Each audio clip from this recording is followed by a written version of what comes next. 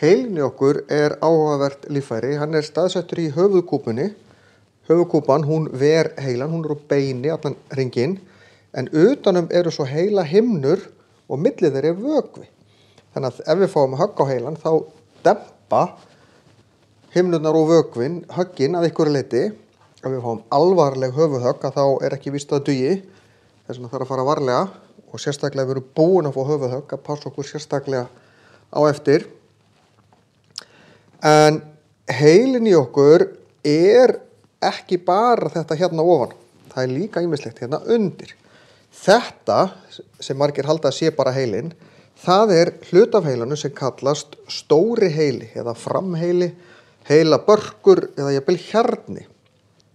Þessi hluti geymir persónuleikann okkar, vinnur úr skynjunin okkar, geymir minnið okkar. Þetta það sem stærra hjá okkur heldur en hjá dýrum almennt.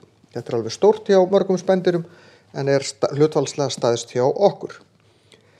Heilinn skiptist í hægra og vinstra heilahvel, þau vinna saman svokölluð heilatengsl sem hérna á milli.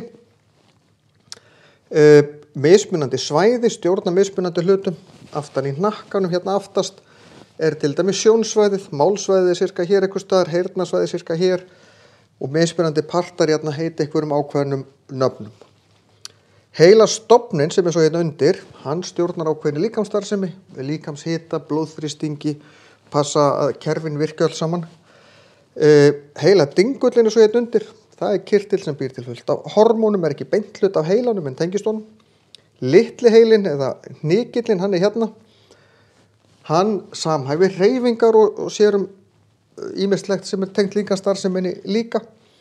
Þetta flókið líffæri sem við þurfum að passa vel upp á. Þegar við lærum nýja hluti, þá myndast nýjar tengingar. Þetta ekkert annað en fullt af taugafrumum tengdar saman. Og þegar það myndast nýjar tengingar, þá það af því við erum að læra eitthvað nýtt. Við töpum þeim eiginleika hægt og rólega til sem við eldumst.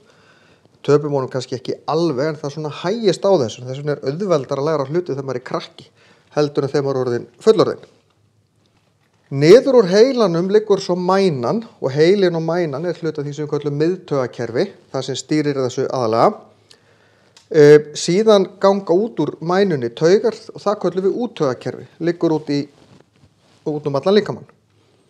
Það til eitthvað sem heitir mænuviðbragð, það ef ég tek upp eitthvað heitt, eins og heita kartöflu, þá vil ég sleppinni bara, strax. Og þetta ósjálfrátt viðbragð, af því að það fara taugaboð og boð eitthvað sem við skynjum, hvort sem það hendina á mér, augunum, eirónum, nefinum, munninum eða hvar, að það fer til heilans, það köllum við skynboð og yfirleitt fer þetta upp í heila og heilinn ákveður, já, þetta í gangi, þá ætla ég að gera þetta og að það ýmist meðvituð ákvörðun eða ómeðvituð. En þegar við tökum upp eitthvað heitt, þá fer það boð bara upp í mænu og tilbaka. Af hverju ekki allavega upp í heila? Jú, það bara þess að stytta boðleiðina, geta tekið þetta heitt, þetta meiðir, burt með þetta og þá slepp ég þessu.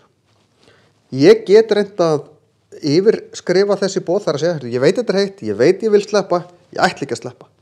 Og þá gengur það stundum og stundum ekki.